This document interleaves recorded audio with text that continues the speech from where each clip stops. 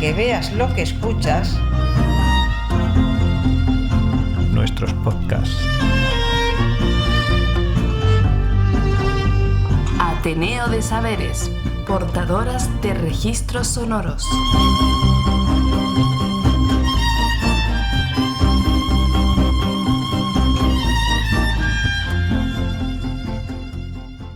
Hola, bienvenidas a este Andurrial. Acomódate para escuchar Tierras de Acá, un programa de Ateneo de Saberes. En esta ocasión nos desplazamos al municipio de La Salceda, en la provincia de Segovia, y allí nos recibe Raúl Santana en su oficio de hojalatero vidriero. De modo que deseamos lo disfrutes. En nuestra página web encontrarás las fotos de este episodio y además escucharlo libre de publicidad a través del canal de Telegram de Ateneo de Saberes.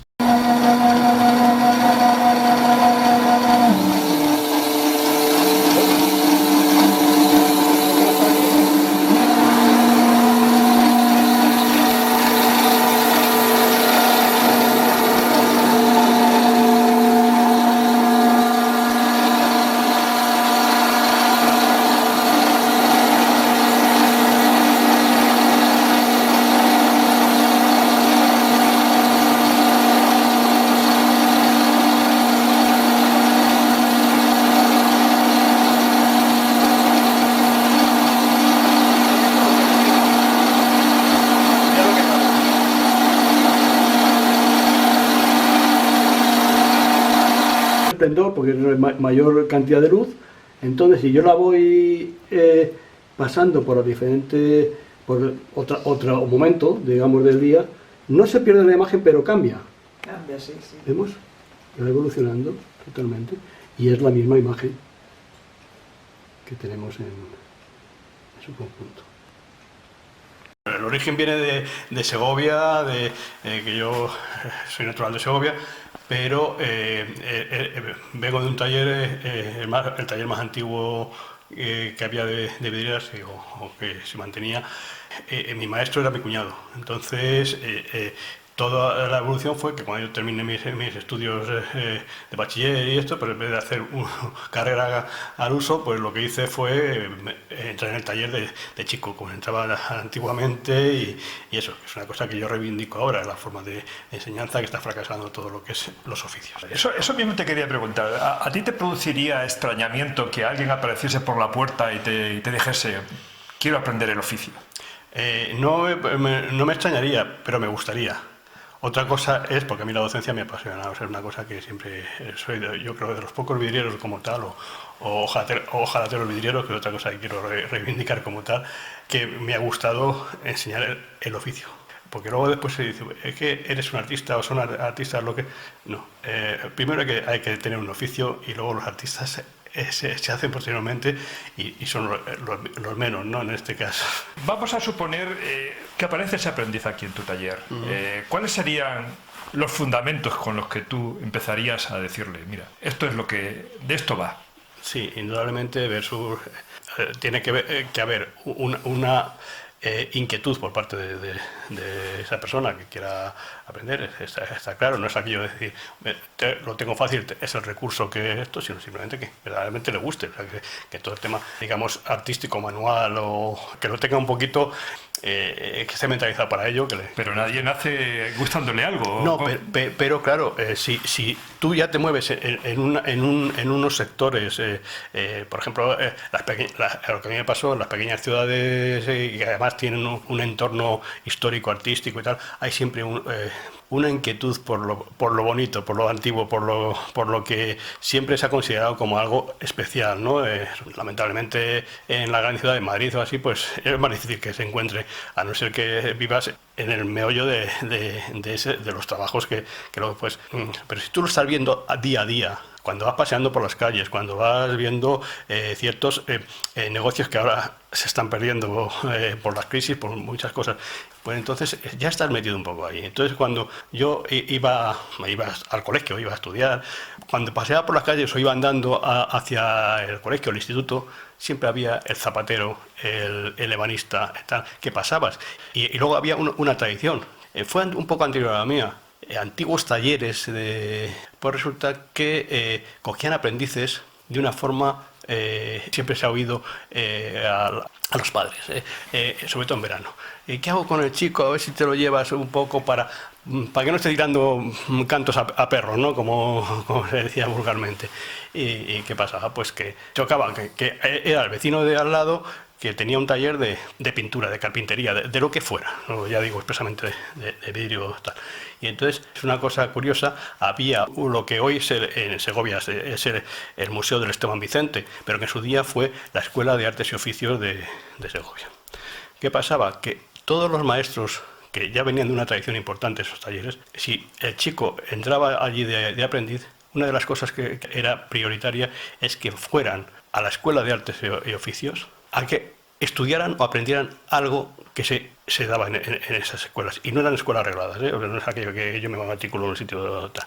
Y lo mismo era a aprender música, porque le gustaba la música, a aprender álgebra, escultura, pintura, todo lo que se daba allí. No tenía por qué ser algo expresamente relacionado con eso. Es una formación cultural que ahora es impensable. Y luego ya iban pasando por el taller y ahí se veía la inquietud o la cosa que había por parte de esa persona, ese chico, esa persona que quería aprender. Porque yo no lo llegué a vivir eso, pero había, me contaban los maestros, mis maestros en eso, que los oficiales trabajaban siempre con 1 o 2 aprendices al lado. Y aunque parezca una barbaridad, como decía la letra con sangre entra, no es así, pero bueno, y trabajaban con una regla al lado, generalmente, vamos, son anécdotas, pero que son curiosas, pero que tienen su fundamento en este caso. El aprendiz tenía que estar atento a darle las herramientas en cada momento, el material que iba a necesitar, casi sin decir nada, que eso se cogía con el hábito y con el oficio, ¿no? Y si, por ejemplo, pedía al soldador, por poner un caso, en el caso de estos oficios, y el soldador tiene un mango por el que se... Si, por ejemplo, le tenía que dar al soldador, que eran de fragua en aquel momento y estaban incandescentes, si tú le dabas al maestro el soldador de esta manera, ¿por dónde lo coge? Claro, se quemaría. Tú lo tienes por el mango, no lo vas a coger por donde... Había que dárselo de esta manera, por poner un ejemplo en este caso. Si no era así, no le decía nada, cogía la regla y le golpeaba. Y le daba un cachete, ¿no? Pero simplemente... como una advertencia. Como una advertencia. Y ya no volvía a repetirlo del error. Se aprendía un poco de esa manera, era un poco el hábito. Son ese tipo de cosas que ahora prácticamente sería impensable, ¿no? Eso nunca ha perjudicado, pienso yo, pero lo que va ahora, pues una serie de cosas que no se pueden hacer, no se deben hacer, pero vamos, que yo en parte las he hecho de menos. ¿Con qué empezaría un aprendiz en lo que es tu oficio? ¿Qué elementos convendría que empezase a conocer para ir cogiendo destreza? Sí, bueno, primero, indudablemente, yo siempre me gustaría que tuviera una educación mínima no digo de bachiller, pero sí de escuela, porque bueno, en realidad hay muchas cosas que no puede ser un analfabeto simplemente ya como cosa personal y humana. Sí, de formación básica. O de educación, porque también es un poco de educación también, o sea, el hecho de... Pero luego después siempre con unas cualidades que se van cogiendo, es un poco oficio, que es la manualidad, el contacto, el ir conociendo un poco el medio que se aprende con la práctica, con lo que tú estás viendo habitualmente en el taller donde estés, ¿no? Y luego después... No iría a lo que comentábamos antes de la formación que el maestro tenía a todos, si eran talleres grandes, a todos los aprendices que habían llegado y decía, por ejemplo, había una obra importante y había un tiempo para ejecutarla y entonces necesitaban un poco más dedicación o más horas, lo que dijéramos horas extras, pero entonces lo que se decía a los chicos es, ¿quién quiere quedarse a velar? A velar. Se llamaba así un poco, hablo que también se ha perdido un poco todo el lenguaje de oficios y demás. Entonces se quedaban, es decir, que tenían mucho interés, que ahí ya se veía quién, otros, pues ya, yo voy a jugar al fútbol o voy a lo que sea, y me da igual, estoy aquí de manera tal. Había gente que sí que siempre ha tenido una inquietud. Esa es la persona que que es más válida. No quiero decir que fuera mejor, pero por lo menos tiene ese interés de aprender. Se quedaban a velar. Y entonces el maestro trabajaba fuera de horas, otra cosa que ahora también está súper prohibido en parte, es decir, quedarte por las noches o tal, eso. Y resulta que el aprendiz estaba viendo directamente lo que hacía, cosas que a lo mejor durante el día eran cosas rutinarias y no era algo especializado, como podía ser pintar alguna cosa o hacer, bueno, los trabajos más especializados. ¿Qué pasaba? Que el maestro le iba dando, dejándole hacer ciertas cosas o enseñándole ya que es como digamos una clase particular expresamente para dándole una responsabilidad. Eso es, ella decía, pues mira cómo se corta esto, ahora prueba a hacerlo tú, o empieza tú viendo como yo lo estaba haciendo. Todo. Eso durante el día no se hacía igual, o sea, podías ir cogiendo cosas, pero no era tan directo. Entonces, bueno, pues esos son métodos que ahora no. Yo me gustaría volver a ese tipo de cosas, ¿no? Pero ¿tú crees que la formación profesional ya arreglada viene a cubrir los métodos y las maneras en los que en los talleres se aprendía el oficio? Yo pienso que una de las cosas que hasta ahora ha sido un poco, digamos, ninguneada ha sido verdaderamente la formación profesional.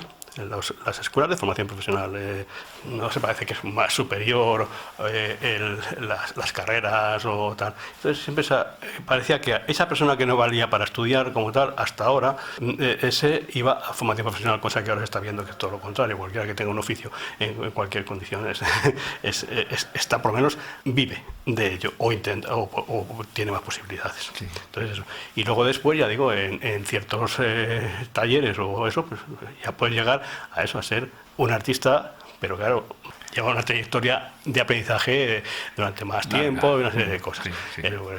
Cosa que ahora también se está viendo que ciertas formas de enseñanza, como es la formación profesional, también se están dejando un poco de lado, ¿no?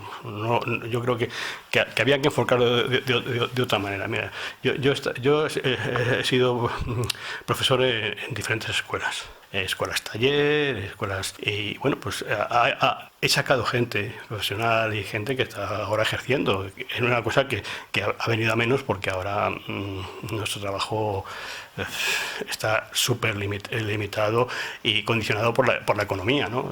El que no tiene para poner un cristal en su casa no va a poner una vidriera, una lámpara o algo que esto. Pero de los alumnos que yo he tenido, precisamente he dado cursos en la Escuela Superior del Vidrio de la Granja, que era una entidad importante y bueno, sigue siéndolo, pero ahora en stand-by, o sea, porque bueno, los temas políticos y de gestión no quiero entrar, pero condicionan todo lo que está pasando. Y resulta que en la escuela superior, en aquellos cursos, pues lo que no era normal para mi punto de vista es que primara más si fueran asignaturas prioritarias, que yo para mí siempre es un complemento en este tipo de, por ejemplo, la historia, la química, una serie de cosas que no, a ver cómo lo explico. Eso sirve de formación y además es un complemento superior a eso. Pero a mí me han llegado a mis alumnos cuando estaba dando un curso que marcaba el ministerio como tal de estas asignaturas que yo daba, pues a lo mejor era una semana o 2 semanas de teoría del conocimiento del medio, de bueno, todo lo que lleva mi trabajo, mi materia, y me decían, a ver, Raúl, ¿cuándo vamos a empezar a trabajar en taller? Estoy hablando de cuarto curso, que era gente que ya... Pero cuarto curso ya 4 años. Era superior. Sin haber tocado nada en un taller. Pues prácticamente nada. Está incomprensible. Porque eso, entonces decían, si no empezamos ya, te quedas sin alumnos, porque yo era para los créditos que ellos necesitaban para su... Y entonces, igual que eso, yo actualmente no contrataría a ninguno de mis alumnos en mi taller. ¿Por? porque simplemente no me iban a resolver el problema. En cambio ellos, como entonces no había ninguna titulación superior que se creó, pero ahora como está, la escuela se cerró hace 7 años o algo así, o sea que no porque profesionalmente no saben resolver el problema de un taller en esto. En química me dan 50.000 vueltas, pero yo puedo fundir plomo que ellos no lo funden, yo me lo hago yo todo. Sé lo que tengo que echar para la dureza, para la flexibilidad, la proporción de antimonio o de estaño que se echa en la fundición para un tipo u otro de plomo. Eso yo no lo he estudiado, lo he practicado y sé que eso. Pero posiblemente ellos, ya digo, en historia también muchísimo más que yo, todo eso, porque han estado 4 años o 3 años estudiando ese tipo de cosas que no digo que no sean buenas, pero el que quiera estudiar historia, estudia en las universidades geografía e historia. El que quiera estudiar, yo qué sé, química, estudia física y química en cualquier universidad y hace su carrera de físico. Pero aprender un oficio. Pero estamos hablando de oficios artísticos o artesanales o como sea, que es manual. Entonces, bueno, pues si con 15 días en 4 años, porque lo demás que había visto era pues eso, las típicas, pues cuando llegaba el maestro internacional, que eso daba su clase magistral, pero es que eso no es para alumnos que están aprendiendo, es para mí que quiera mejorar una serie de técnicas o una serie de cosas que no domino. Bueno, y era curioso que había en ese momento, hablando de los últimos momentos de la escuela, resulta que había, pues, no sé si eran 15 alumnos, y había unos 20 profesores, que uno daba arquitectura, daban química, daban todo de teóricos. Y luego estaba la gente de producción, como hablamos, los sopladores, los tallistas. Yo en el caso de la vidriera, que siempre ha sido un poco más marginal en el motor, sé por qué, pero tampoco voy a entrar en problemas de este tipo. Y resulta que eminentemente prácticos, no había nada. Entonces, claro, ¿qué sacas de esos? Sacas gente que tiene un título. Pero no está preparado. Pero no está preparado. Bajo mi punto de vista y bajo mi experiencia. O sea, yo lo tengo claro. Ahora entiendo la diferencia entre lo que eran las antiguas escuelas de oficios, sí, eso es, con respecto a lo que es ahora mismo la formación profesional reglada, ¿no? Porque sí, por lo bien que lo has estado explicando. Pero vamos, si te parece, Raúl, a lo que es exactamente tu oficio en sí. En tu oficio en sí, ¿cuál es? Bueno, yo eso es una de las cosas que también reivindico un poco, porque mi oficio es históricamente es hojalatero vidriero. Pero ¿por qué esa combinación? Pienso en que podrían ser 2 oficios separados, ¿no? Se han separado, depende de la demanda de trabajo que tuvieras. O sea, yo llevo sin hacer trabajos de hojalatería, son muy esporádicos, muy así. Se trabajaba es un poco la demanda y el tiempo de ejecución. Indudablemente, hace años, cuando yo empezaba, no había recipientes de plástico. Yo recuerdo en el taller ver que teníamos plantillas y todo igual, pero resulta que teníamos las plantillas y hacíamos los trabajos del uso diario por ejemplo, llegaba el que repartía la leche o el vino o cualquier otra cosa y tenías unos jarros, no sé, que eran de zinc o de hoja de lata. Yo recuerdo, digamos, las cántaras de leche. Las cántaras de leche, las medias medidas, las gárgolas de los canalones, todo ese tipo de cosas, eso que luego, sobre todo los cubos, todo eso que se hacían de zinc, de hoja de lata, de muchas cosas. Todos los elementos de estaño que había, incluso había los lañadores. Eso, bueno, yo podría contar anécdotas que me contaban los maestros, yo por suerte no lo he vivido, de las épocas de escasez y todo esto. Bueno, pues se trabajaba mucho eso porque era el uso diario. Yo he conocido a los lañadores que iban por las calles, que eran paragüeros lañadores, ¿no? Ha habido esa época se hacían ese tipo de trabajos. Luego se reparaban también vidrieras, Pero el trabajo quizá más fuerte, que eran esos plomeros o fontaneros y todo esto, bueno, pues siempre había una tradición de que también cortaban cristal y instalaban cristal elemental. Luego ya te pasas a un tema artístico, era, pues ya digo, depende de la tradición que hubiera en cada sitio donde te movías. ¿No? Segovia, por ejemplo, siempre ha tenido una tradición, gracias al taller familiar mío, en parte, se ha mantenido una tradición de vidrieras. Pero entonces era el único prácticamente que trabajaba para esto, y había trabajo más de vidriera que de hojalatería en este caso. Claro, pero es que entonces era otra cultura donde la vida de los elementos que se utilizaban para uso doméstico o para uso, digamos, comercial, pues debían durar durante un largo tiempo, donde la reparación, la chapuza, el poderlo, digamos, dar una segunda vida... No había obsolescencia programada. Era un concepto totalmente asumido en la sociedad, ¿no?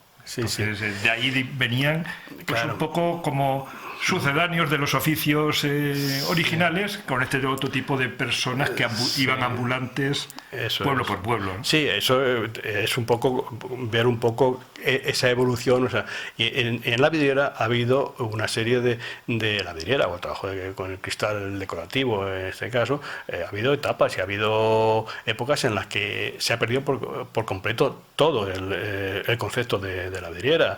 En algunos casos han sido espacios de tiempo, periodos entre guerras también.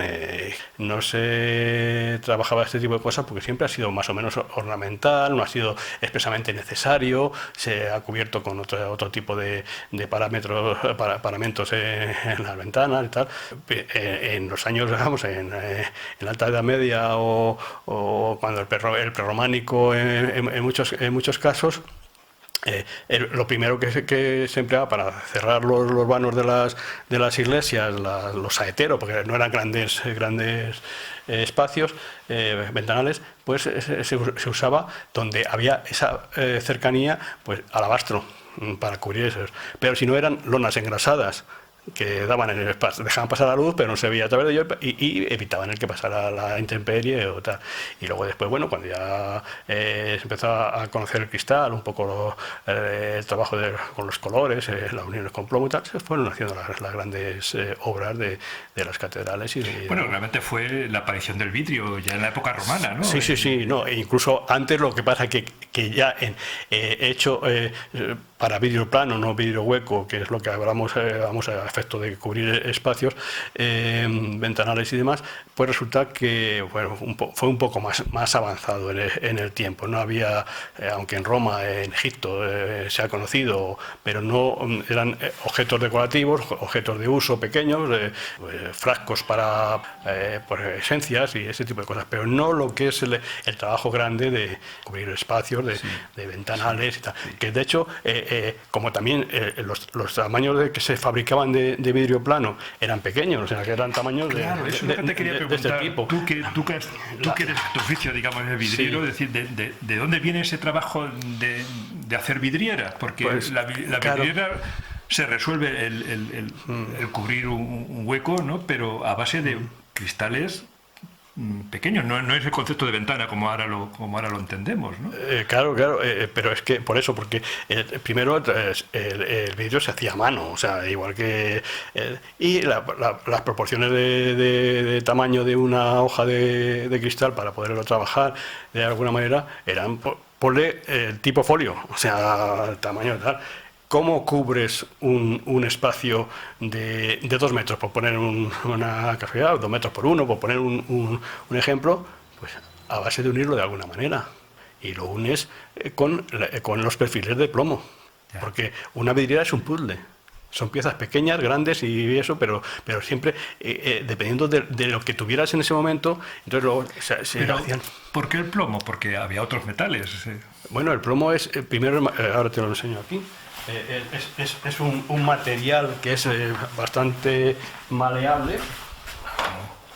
Sí, lo estoy viendo, me lo estás enseñando aquí ahora. Eso es. Y entonces con la mano veo que lo estás doblando. Sí, se dobla. Como si fuese un chicle. Sí, pero es que luego además no solo se dobla, sino que en su manejo a la hora de...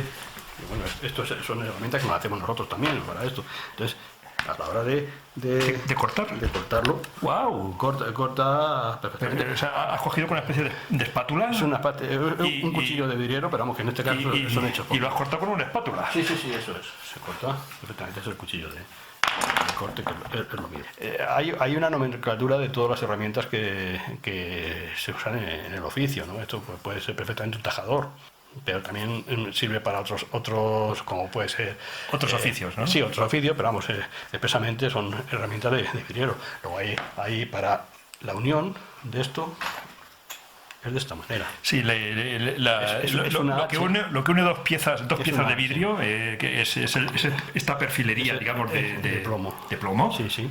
Es una H que admite un cristal por cada lado. Ya. Entonces, este cristal puede ser pequeño, como vemos, pero si le uno con el plomo y este otro, voy haciendo composiciones, sean geométricas, sean regulares o del tipo que sean, tú puedes cubrir un espacio grande, porque esto está sirviendo de unión, que cuando... Es como un puzzle, ir haciendo un puzzle, ¿no? Eso es. Entonces tenemos una serie de herramientas.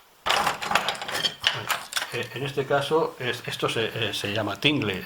Es como de nácar, ¿no? En este caso es de hueso. Ah, ¿es de hueso? Pero vamos, puede ser incluso de madera. ¿Y qué es lo que haces con él? Esto sirve para abrir el plomo, pero tiene otra función también, que una vez que la vidriera está terminada, porque luego después todas las uniones de los plomos se sueldan con estaño. Y entonces eso permite que no se desarme la vidriera, naturalmente. Ya. O sea, como el plomo es muy dúctil, una vez que tú lo tienes puesto en la composición, lo que vas haciendo es cerrando el extremo de la herramienta. Digo, que puede ser en este caso de hueso, que son las mejores para mí, puede ser de madera. Y entonces, pues es como un puzzle.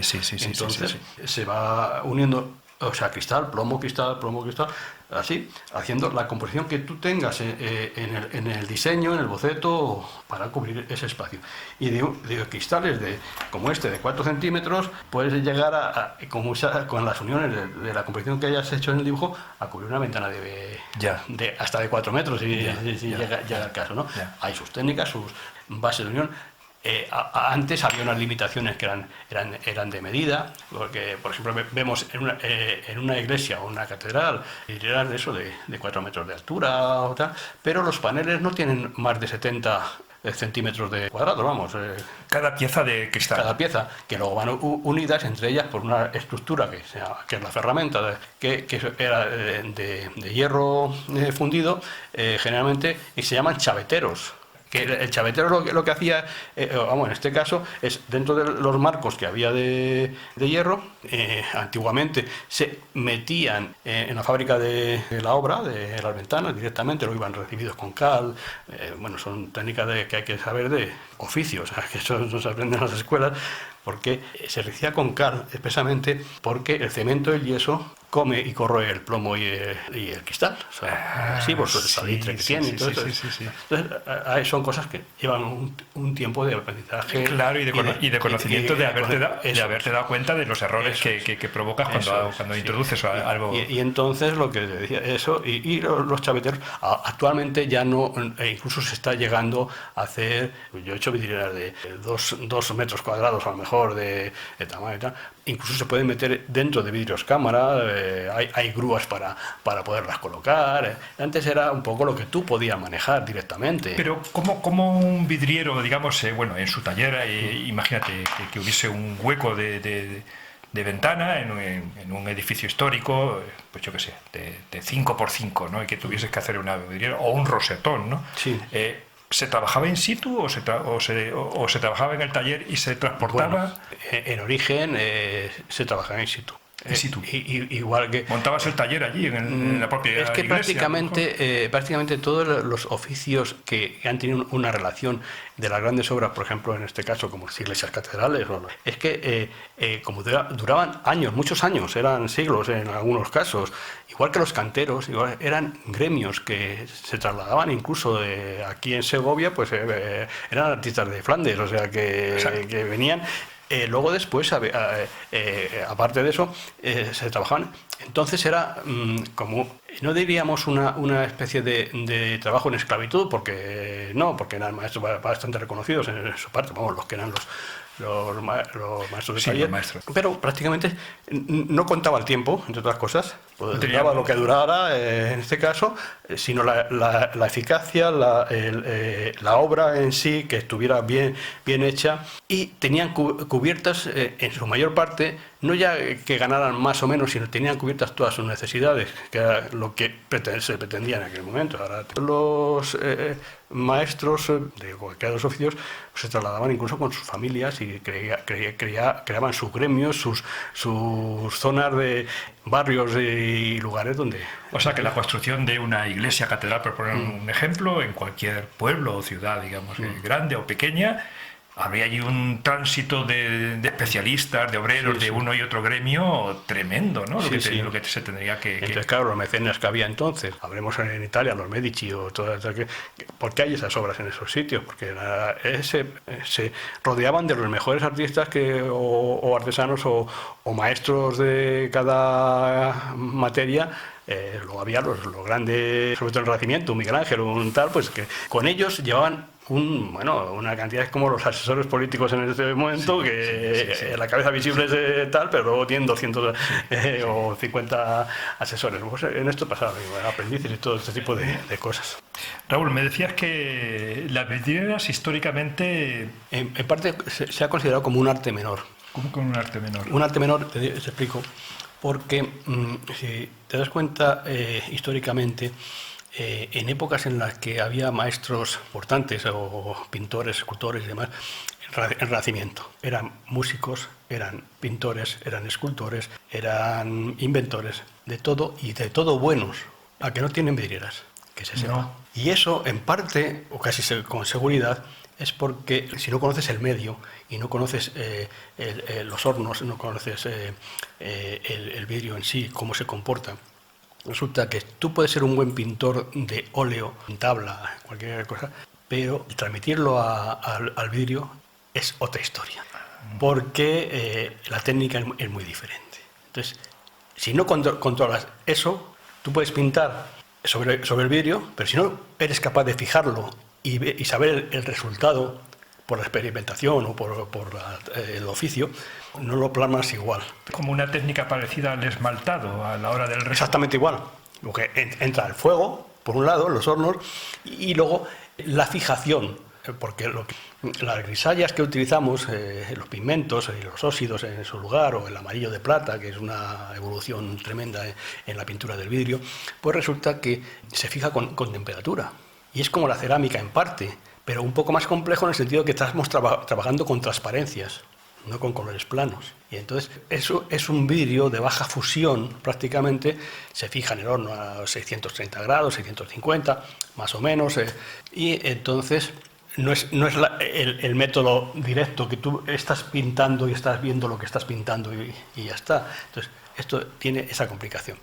Hasta los años 50 del siglo pasado, los pintores sí que empezaron a conocer la técnica vidriera y a partir de ahí cambió un poco esa evolución de la vidriera. ¿Qué pasó entonces? Aquí tenemos un claro ejemplo. Carlos Muñoz de Pablos, en este caso, está considerado como uno de los mejores vidrieros o vitralistas, que es otra denominación del término, que se ha creado, como dijéramos, una casta dentro del oficio. Diseñadores, pintores, que ya son capaces de plasmar una fotografía, por ejemplo, o un retrato, y trasladarlo exactamente igual que lo harían en lienzo, en cristal. Pero encima, bajo mi punto de vista, con la posibilidad mayor de plasmar eso y que varíe la buena ejecución de ese cuadro o de esa imagen de la luz que recibe en cada momento. Los antiguos vidrieros estudiaban mucho la luz y el efecto que iba a conseguir la transparencia en cada momento.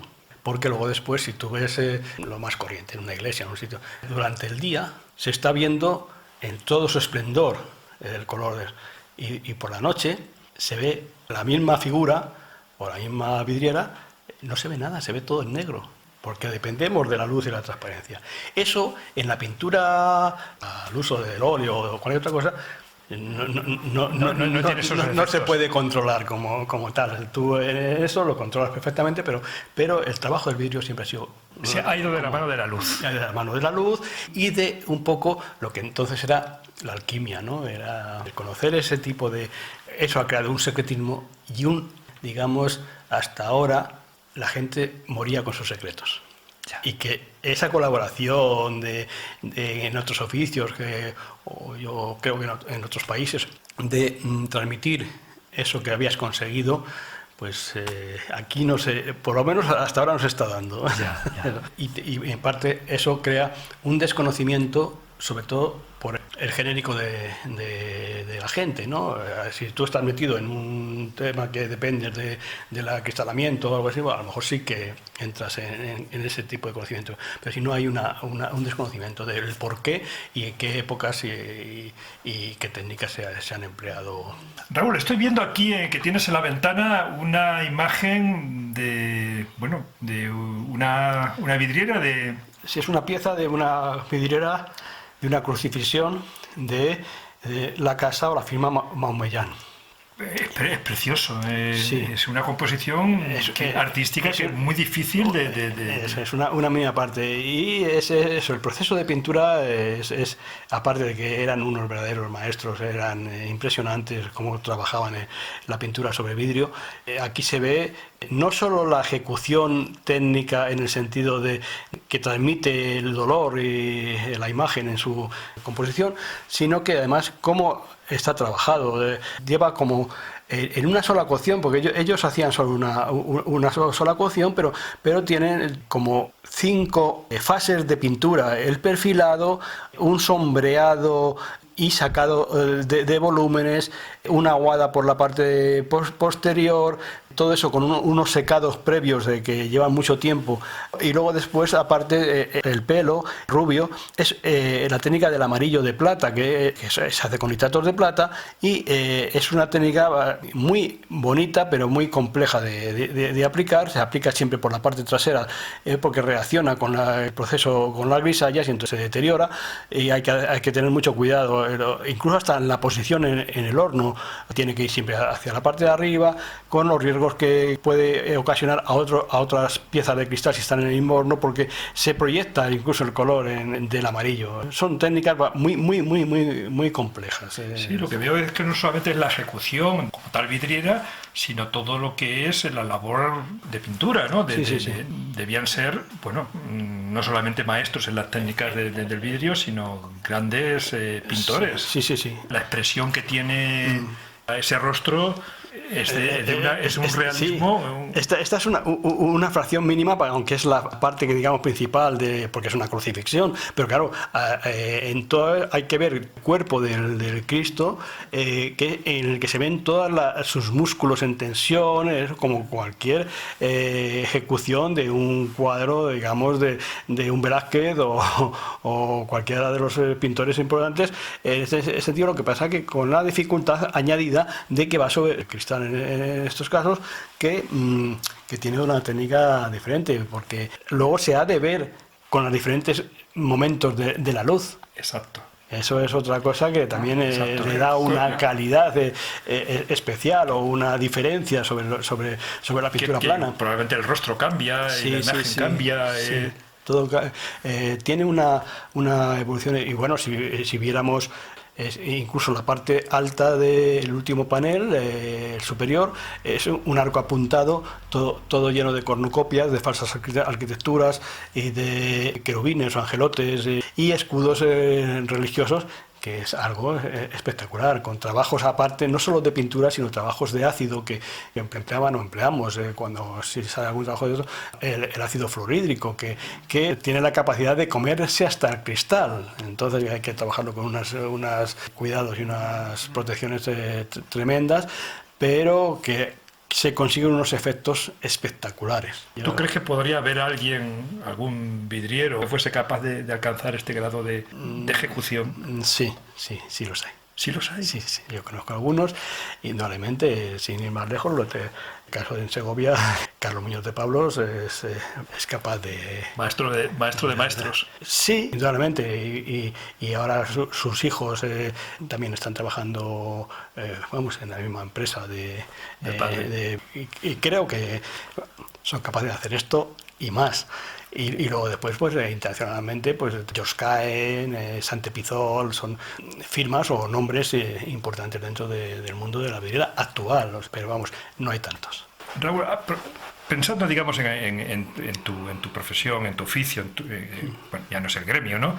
Pero en lo que es el caso de los vidrieros, desde el punto de vista de Europa, pues claro, tendría que haber, digamos, países que tuviesen muy buenas escuelas, buenos maestros, pero en la época de esplendor, España tenía un papel relevante en el gremio de los vidrieros. Sí que tuvo y bueno, y ahora podía seguir siendo un punto de referencia. Otra cosa es que el conocimiento y la difusión pues no sea a lo mejor la apropiada, pero sí, porque lo vemos, tenemos una catedral como el León que... Por ejemplo, hay una cosa que yo lucho habitualmente. Yo mi especialidad, por ejemplo, igual que digo, reivindico este oficio de hojalatero vidriero, mi especialidad es la tracería tradicional, sobre blanco. Porque bueno, lo que más he hecho... ¿Sobre blanco? ¿Qué quiere? Sobre incoloro. Y eso aquí, por lo menos en Segovia, pero en todo Castilla, León, no hay ermita o iglesia, por pequeña que sea, que no tenga una vidriera o tenga sus ventanas de vidrieras. Pero resulta que están muy deterioradas generalmente, pues no se han cuidado porque tal. Pero resulta que, claro, si llegan las típicas restauraciones, hay que arreglar el tejado, hay que arreglar no sé qué, cualquier cosa que hay que hacerlo, ¿no? Pero llega el tema de los cristales y las vidrieras. Entonces, si no tienen colores o tienen un santo determinado o una firma determinada de antigua y tal, pues no se tiene en cuenta como tal. Entonces, yo reivindico la vidriera histórica. No ya solo la vidriera histórica y artística, sino la vidriera histórica. Porque se llega a que se está arreglando esa ermita o esa iglesia, ves que están todos los plomos y toda la vidriera que no tiene dibujo, no tiene un santo determinado, ni una virgen, ni nada de esto, y se tira y se llega a poner un metacrilato o un cristal transparente y ves el cartel, obra subvencionada por la Junta de Castilla, entonces eso no, o sea, porque además es que ese tipo de estructuras no son excesivamente caras, pero eso crea un estilo de zona y una época de ejecución. Por eso digo que son históricas, no son artísticas teóricamente, pero son históricas, es algo que está ahí. Por ejemplo, los ingleses, que tienen mucha tradición vidriera, han tenido siempre, y es que hasta en los edificios de pajares o de cuadras tienen vidrieras, sin ningún color, simplemente a rombos, porque su tradición es la vidriera a rombos. Tú cuando ves una película, un castillo, un palacio, una casa común y corriente, en las ventanas tienen vidrieras transparentes para ver, y con la tracería a rombo. Nosotros tenemos otra tradición que se ve mucho en los mesones, en los bares antiguos, en todo esto, que es el castellano, que es simplemente a cuadro. Son cuadritos, sí, 10 por 10 o uno un poco más grandes, pero vamos, esas composiciones. Y eso lo han sabido respetar, por lo menos en Segovia, los mesones que hoy te vas y sus ventanas, sus puertas, todas están con vidrieras sencillas y eso, sí, que tienen la misma tradición que tuvo o que ha tenido y se ha mantenido en su día su cocina también. Aunque se hayan perdido los cristales o se hayan perdido las figuras que ahí había, pero lo que es el bastidor y lo que es las varillas de plomo que eran las que sujetaban esos cristales, eso se desecha. Sí, eso hasta ahora, yo, por mi experiencia, rara vez se considera como algo primordial y prioritario en una restauración o una conservación de un edificio, y lo digo con mucho dolor de eso, porque además es que ha sido mi trabajo habitual. No quiero decir que sea en todos los casos, pero tenemos un patrimonio impresionantemente histórico que se pierde por la desidia o la ignorancia de la gente que encarga, o de las entidades que encargan esas obras y esas restauraciones. Ahora acabo de estar restaurando dos piezas que se han caído en la Almudena de Madrid la semana pasada. Y bueno, incluso ahí hay limitaciones para que hay que arreglar toda, vamos, restaurar o consolidar toda la vidriera, que tiene unos 12 metros cuadrados, ya no estamos hablando de cosas. Y eso estamos en esta época, con una necesidad imperiosa, porque si se caen va a ser tremenda lo que va a ser la restauración en este caso. Y eso es una obra moderna, o sea, hablamos del 97, o sea, que no estamos hablando de antiguo. Con que imagínate lo que es una vidriera que no tenga esos colores, que no tenga dibujos, que no tenga todo esto. Que además están protegidas. Que además deberían de estar protegidas. Yo ahora estoy pendiente de aquí, en mi propio ayuntamiento, de una de las iglesias, que es el Valle de San Pedro en este caso, que estoy pendiente de arreglar y recuperar las vidrieras que tiene, que son de ese tipo. Son vidrieras que marcan una época, si se hicieron en el 16, 17, esa tracería geométrica también marca épocas, que es otra cosa que aquí no tenemos estudios sobre ello, pero en Francia, por ejemplo, hay estudios, hay varios libros o tratados expresamente de la vidriera tradicional emplumada, que marca épocas, lugares donde se ha colocado. Entonces, eso sirve de referencia para el restaurador o para eso, de cómo es o qué estilo. Porque hay sitios que llegan ya iglesias o edificios públicos, que cuando llegas ya no queda nada, pero sí queda la época en la que se hizo. Posiblemente, es aventurar un poco, pero con una certeza grande de qué estructura llevaba esa vidriera que había en la ventana.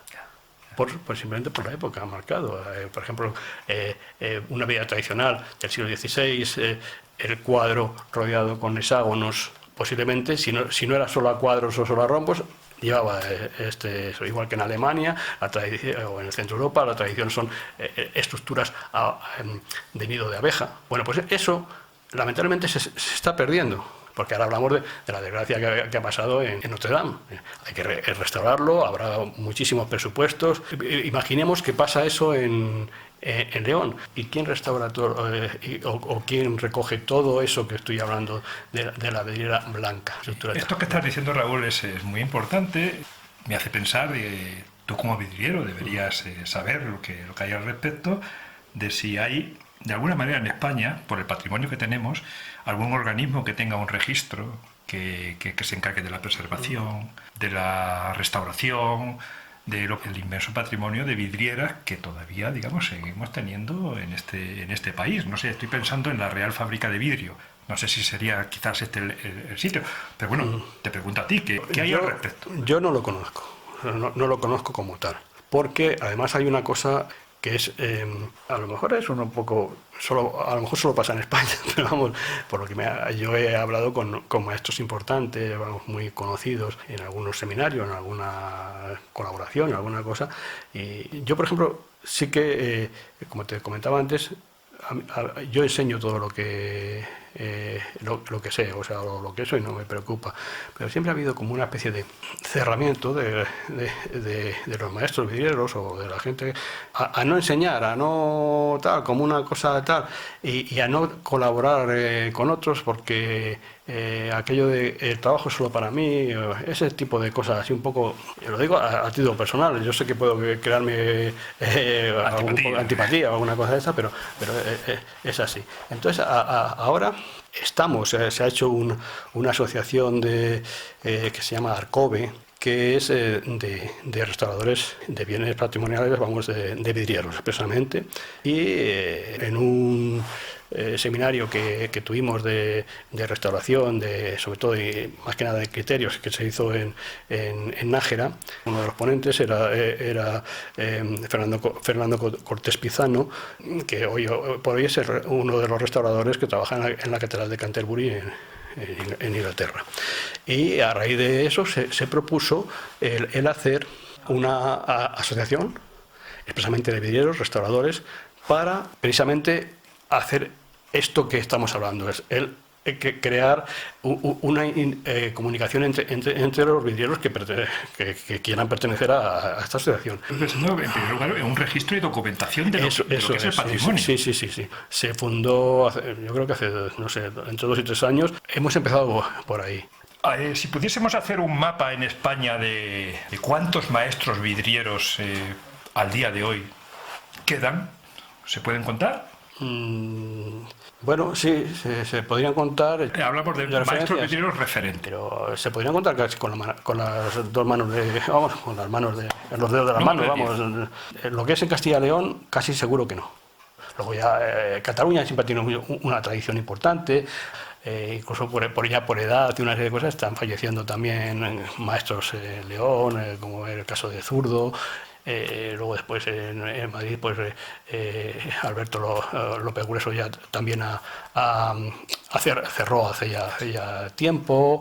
Entonces no te puedo decir, pero de los antiguos maestros y tal, aquí en Segovia tenemos a Carlos Muñoz de Pablos, pero no hay muchos como tal, ¿eh? Bueno, y exactamente el caso tuyo. El caso tuyo, bueno, yo cuando me he acercado aquí al municipio de La Salceda, en la provincia de Segovia, pues bueno, la primera extrañeza es que bueno, esto es un sitio muy recóndito, es una localidad muy pequeñita, pero el edificio en el que tú estás, lo primero que me ha llamado la atención al llegar es ver que esto es pues un taller museo.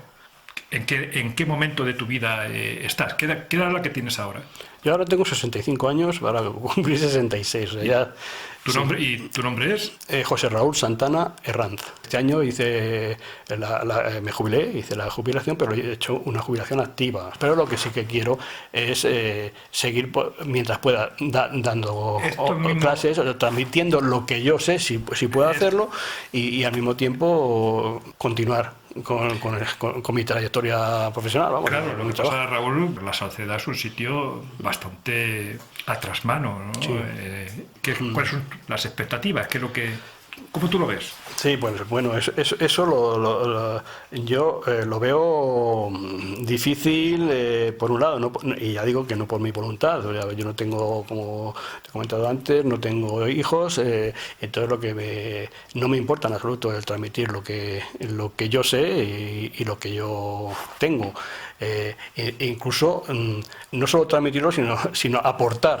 No sé si te he comentado que no hace mucho tiempo una de mis propuestas fue yo vendía mi taller, pero el cariño o mi inquietud porque en la fundación de vidrio de la granja, la Real Fábrica de Segovia, de cristales de la granja, pues resulta que hasta ahora el vidrio plano no ha sido su fuerte, cuando en origen la fábrica se fundó como fábrica de vidrio plano.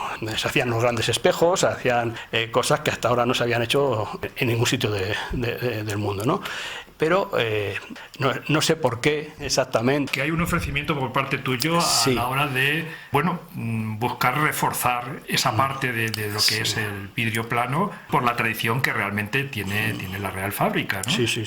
Yo he dado cursos en esta institución, y ahora con mi última fase, digamos, laboral, yo vendí el anterior taller que tenía hace 2 años más o menos, y dije, bueno, pues quiero seguir transmitiendo lo que sé y lo que tengo, y ofrecí en su día la posibilidad de trasladar todo mi taller sin ningún coste de nada, trasladarlo a la fundación en aquel momento, a la Real Fábrica de Cristales de la Granja, para hacer lo mismo que hago aquí, pero ya de una forma docente más que nada, hacerlo allí.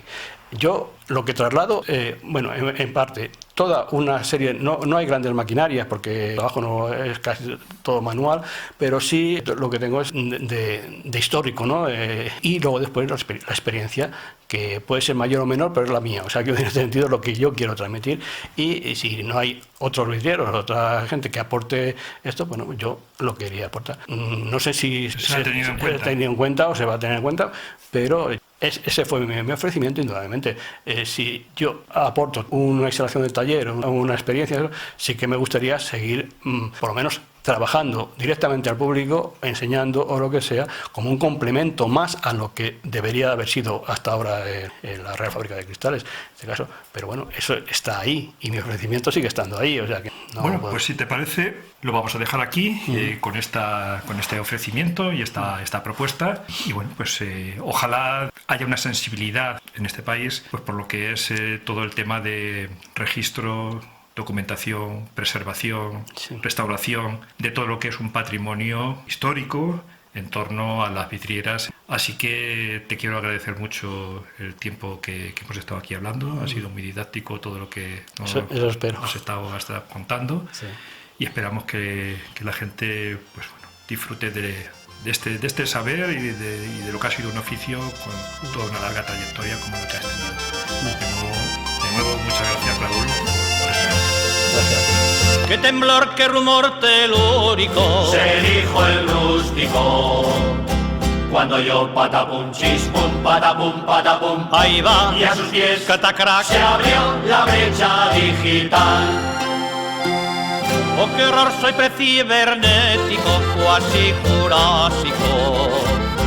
Toca el timbre, era Ding dong, mi teléfono hace un ring ring, y en el prado mis vacas tolón, tolón. Solo tengo un pastor eléctrico, no un can robótico.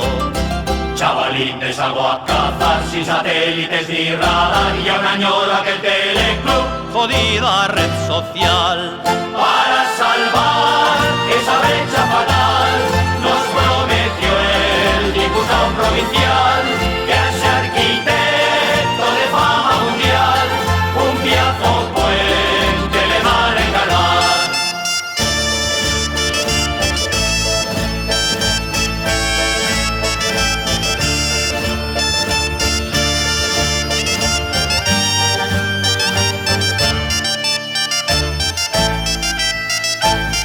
Me arrodillo ante el inalámbrico, misterio místico. Con el móvil buscando van los turistas en procesión, cobertura la ermita de aquel total. El Edén ultra tecnológico me cae lejísimo. Ayer noche se fue la luz, en la tele no hay hoy señal y hasta el agua en la granja me la han vuelto a cortar.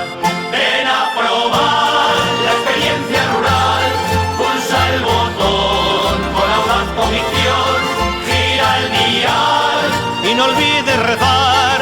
vaya por Dios, ahora no hay conexión.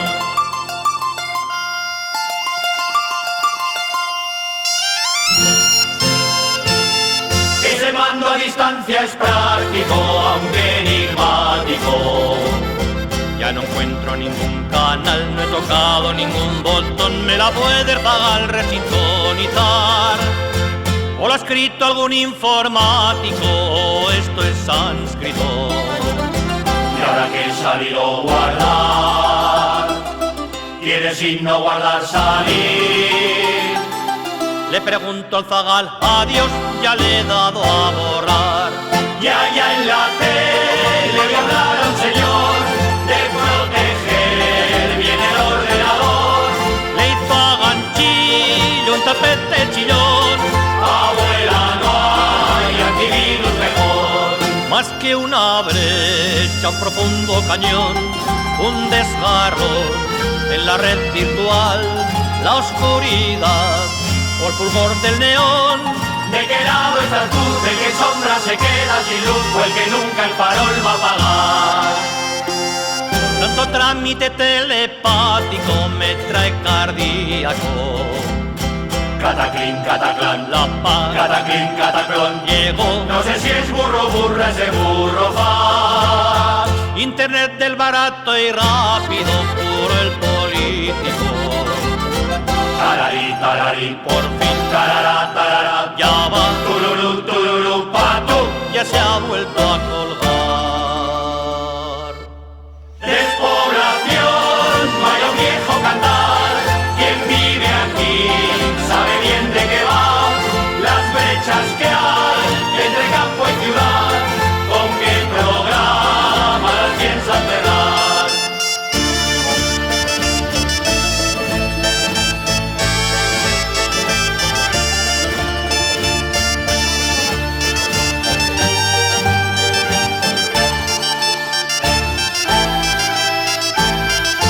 termina este salmo herético y cibernético.